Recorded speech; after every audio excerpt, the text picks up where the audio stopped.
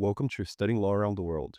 I'm Claudio Klaus. In each episode, I talk with lawyers, law students, and professors from different parts of the world to talk about legal education, careers, and what the profession looks like in real life. We talk about the hard parts, the surprises, and the decisions that shaped their paths.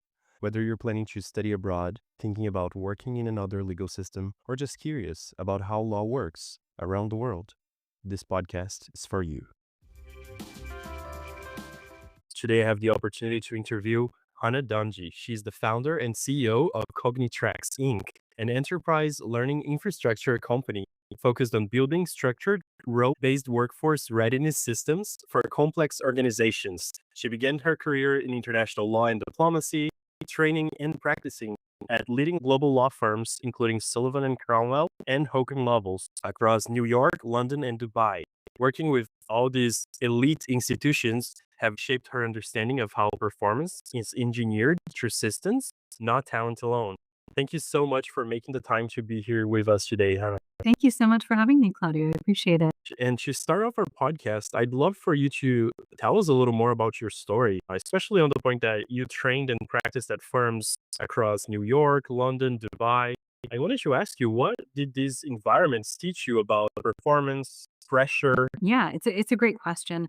Working in New York, London, and Dubai taught me a lot about elite environments. And it was really clear that they don't run alone on talent.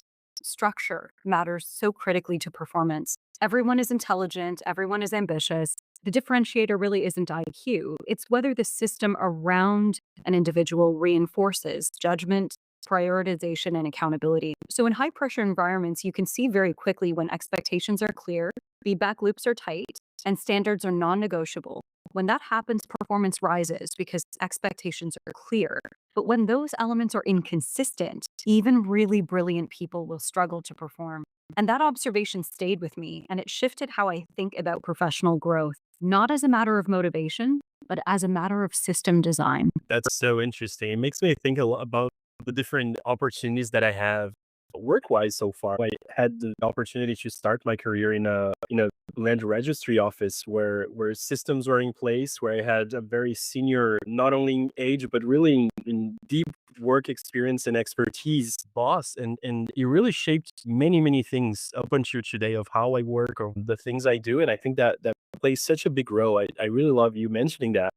And going forward, in these elite institutions, as you said, there's a lot of talent. But I'm curious, specifically in the legal field, in your experience, what separates those lawyers who build, durable, compounding careers from those who plateau and burn out? Yeah, lawyers who sustain performance over decades really understand this concept you referred to called compounding. They don't just complete tasks, they build judgment, they build expertise, and they build credibility over time. And they do this by refining decision making. They seek environments specifically where feedback is structured and not random. It's through that iterative process that they develop what works, what doesn't, and they refine their approach to specific dynamics. Plateauing, on the other hand, often happens when learning becomes only episodic. So mistakes get replicated without feedback, without corrections. And then when you get training, only then do you realize perhaps you were doing something wrong. But by that point, the muscle around the incorrect procedures or the errors has already been reinforced. Now, durable careers are really built when learning is embedded into the workflow on a consistent basis, when every deal, every dispute, every client interaction becomes part of structured development. And that insight really became central to how I think about organizations more broadly. Training has to accompany the lived daily experience. It cannot be something that feels separate from the work that you accomplish. And if you can embed training in the day to day work, you actually improve exponentially the performance of otherwise very hardworking, smart lawyers.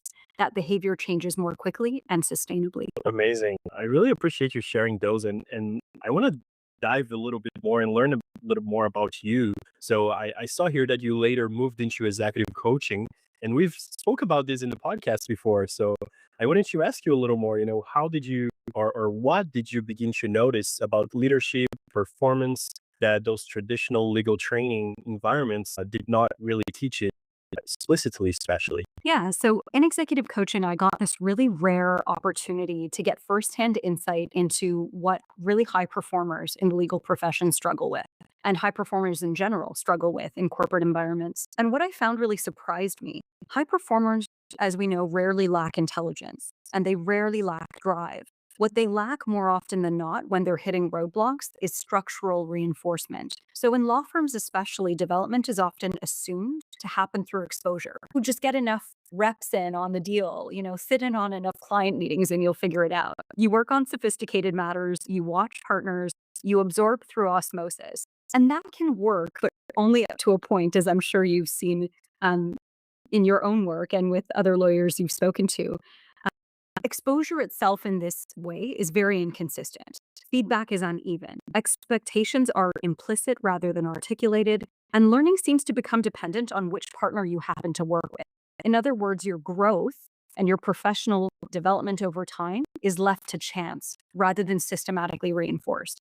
And that creates variability over time and often in ways that are quite biased. So I began noticing over time through my coaching practice that firms and enterprises rely heavily on individual excellence, whether that's partner brilliance or senior leadership instinct, but they often underinvest in the architecture that makes excellence reproducible at every level across all different types of employees or learners. And this insight in particular is what informed Cognitrex. How do we create standardized, recurring, reproducible forms of excellence across the board at each level of seniority within enterprises or law firms? That's quite interesting. Was there a moment when you realized that advising individuals wasn't enough? Considering that you just mentioned these, this structure really makes such a big difference. And speaking of that, how did that make you want to build something larger? Yeah, I mean, I love working with my clients. I really enjoyed the one-to-one aspect. I think there's something incredibly compelling from a rapport building perspective and deeply satisfying, but it's not scalable. The kind of changes I wanted to make, you can refine the individual as much as possible. You can give them tools, build confidence, build skill sets, but they're always going to be operating within structures. And if those structures don't change, there's only so much an individual's own efforts can produce. So at some point, I realized that advising individuals inside fragile systems has limits. You can coach someone to be resilient, you can sharpen their judgment, but if the organization itself lacks structured capability development, then the friction will continue. So I became more interested over time in designing environments rather than advising simply within them. And so Cognitrex was born from that shift, moving from individual performance optimization to institutional capability architecture. And we're still exploring, since we're early stages, we're still very much exploring what that looks like in law firms in particular. Amazing. Sounds very exciting. I think that some of the articles I've read before, they they have some of the things that you say that describe learning as an infrastructure rather than content. I really appreciated something that you wrote about like micro learning and how that plays a role, but it's not always the best way for learning everything. And thinking about the context of law firms or legal departments, what does that distinction mean to you or in this context that you found yourself working? Yeah, learning as infrastructure, that's such an important term. And in many organizations, you're absolutely right. Learning is treated as programming. So that looks like courses, workshops, compliance modules, some of which might be micro learning in nature, others may be long 2-hour video presentations you sit down and watch in one go. But infrastructure is different from programming. Infrastructure means capability is sequenced. So you build on skill one, and then you add skill two, skill three. So it becomes a sort of compounding series of skills that increase your performance capacity. Infrastructure also means that reinforcement is deliberate. You don't get exposure once and then you're done. You get reinforcement over time so that more of the information is really starts to sink in and gets applied to your daily exposure. Knowledge is also something that in infrastructure will survive turnover. We often see, especially in law firms, that there's one person who knows how to do all the deals or has had a lot of exposure to a certain client. They leave and suddenly the group is panicked. Knowledge is about creating the infrastructure that allows those individual interactions and the knowledge that individual people carry to remain in the system and be part of the overall learning. Infrastructure means that standards are visible, progression is structured, and that there's predictable pathways to your progression. For a law firm in particular, that might mean moving beyond continuous legal education, so CLE credits, as a compliance requirement, and moving towards structured progression tied to role, complexity, and judgment maturity. So instead of thinking about learning as a checkbox exercise, how many hours of equity, diversity, and inclusion programming did you watch? And how many hours of, skill development did you watch? How much is what you are learning improving your judgment in certain situations? This is why we have things like AI role play, or we present to our clients when we're creating structured modules the most difficult scenarios. Do you understand what steps to take in trying to solve that problem? So we're looking at learning as application, not learning as completion. And that's the big difference. When learning becomes infrastructure in a successful way, performance becomes predictable. That's the measurement. Can you put any associate into that position and get the same predictable outcome? Because when variability is high, it means that there's no underlying infrastructure. Very, very interesting. It sounds like a lot more people maybe could succeed in this profession if we just had that structure and infrastructure in place in most workplaces. I often talk about how this is a profession where there's a high amount of people who just choose to leave it entirely, different than, for example, doctors in the medical field. And it's been interesting to observe some trends. But listening to this, it resonates in so many ways. For lawyers who feel their growth is becoming fragmented, what structural adjustments, not just personal habits, should they consider? Yeah, I think this is an important responsibility that every lawyer needs to take. It's one thing to be evaluated in structured performance reviews. It's another thing to really sit down and think about what skills you want to develop at each year of call, like so at each stage in your progression as a junior associate, mid-level, senior, and to audit your own development. And the question that you need to ask at each stage is, are you accumulating years of experience, or are you actually becoming more sophisticated in your performance? Are you repeating at the same level, or are you getting the skills needed to take on increasing levels of responsibility? And we call this compounding capability.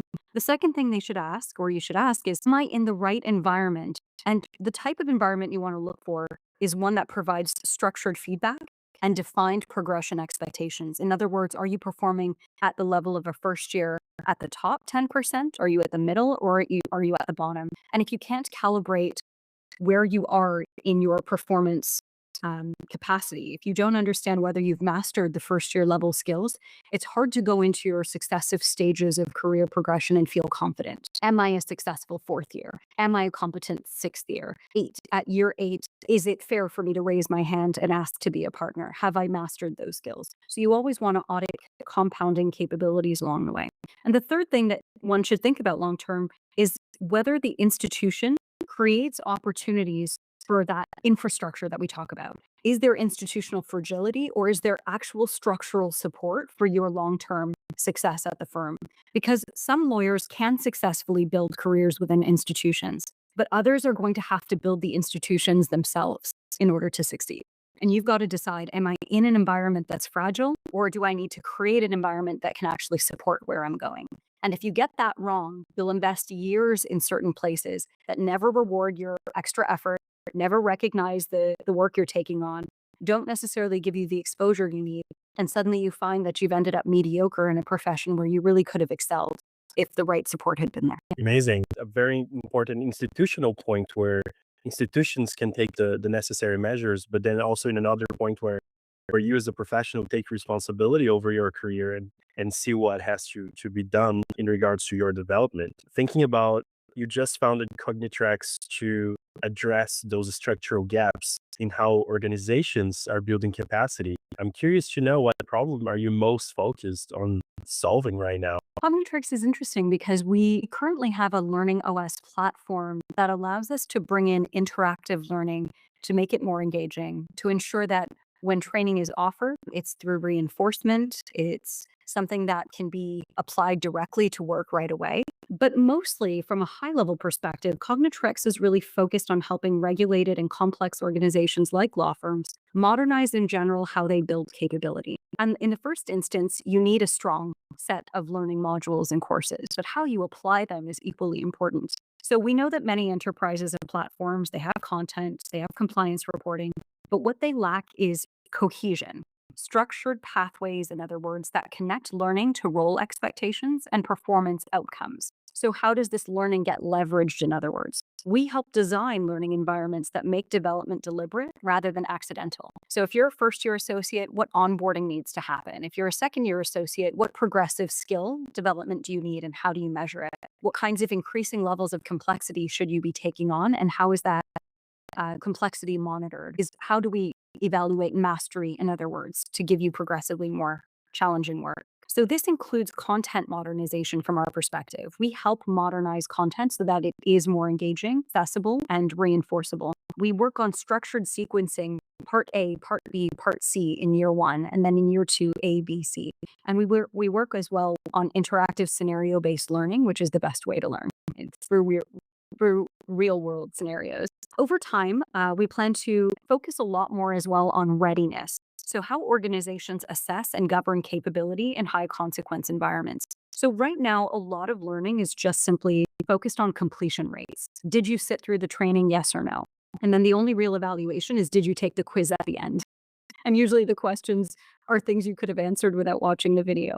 Readiness is a measurement that's completely different. Readiness is about whether or not the course you did watch has translated into meaningful behavioral change. So readiness can only be evaluated through assessments that look at knowledge completion, but also performance feedbacks. Also, how much exposure have you had to certain deals?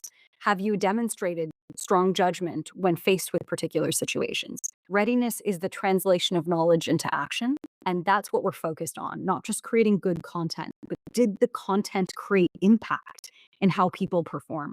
And I'll tell you why this matters so much, Claudia. There are certain professions in which performance actually affects people's lives in very meaningful ways. So if you have an underperforming salesperson, for example, it may not be a make or break impact on somebody else.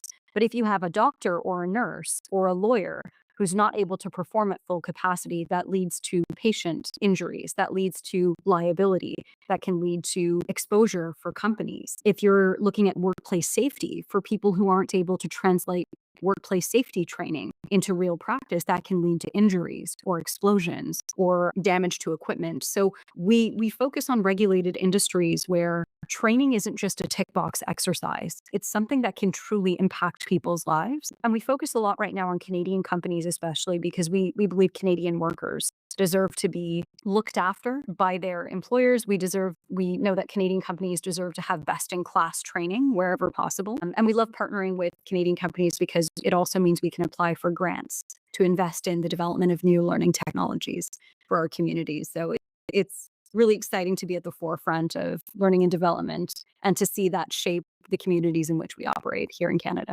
Very exciting. So if you were advising a high performing associate who senses that maybe they want to build something of their own at some point, or maybe even, just have the most possibility of freedom and, have as many doors open as possible, what should they start developing now, in your opinion? Yeah, I highly encourage entrepreneurship. I think it's incredibly exciting.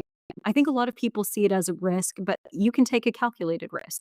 So my first piece of advice is it's about sequencing. Make sure that you've mastered the skills that the legal context offers you. Take advantage of those initial years in law where you really build a foundation for critical thinking, judgment, and decision making. And don't feel pressure to leave prematurely. It's a really important skill building time. And if you're somebody who's mid career or you're even a partner and thinking of starting on your own, I would say go for it. There's really no perfect time to start a business. As long as you know that you've mastered a core set of skills that will serve you, you've built a sufficient network to be able to build your business by leveraging. And as long as you understand that entrepreneurship is not a form of rebellion against the system, it's a form of architecture. And the best entrepreneurs I know are the ones who do boring, tedious work over and over and over again very well. Boring consistency is what makes or breaks a company. It's not as fast paced as it looks in the movies. It's not as exciting all the time, but the gains are real. The scalability is astronomical. You really have uncapped potential to earn and to grow and to build, but there has to be method to the madness. So master that discipline, master that structure, master that judgment, build your networks. And only at that point would I say leave, because this is a profession that gives you so much and it can be used as a springboard into entrepreneurship rather than a rebellion or an alternative to it that doesn't connect. They definitely connect. And I think I'm a better entrepreneur because I studied as a lawyer first. Thank you so much for taking the time to share more about Cognitrex, about your career, and these awesome insights. I appreciate you being here in the podcast. Thank you so much, Claudio. Thanks again. Thank you all for tuning in.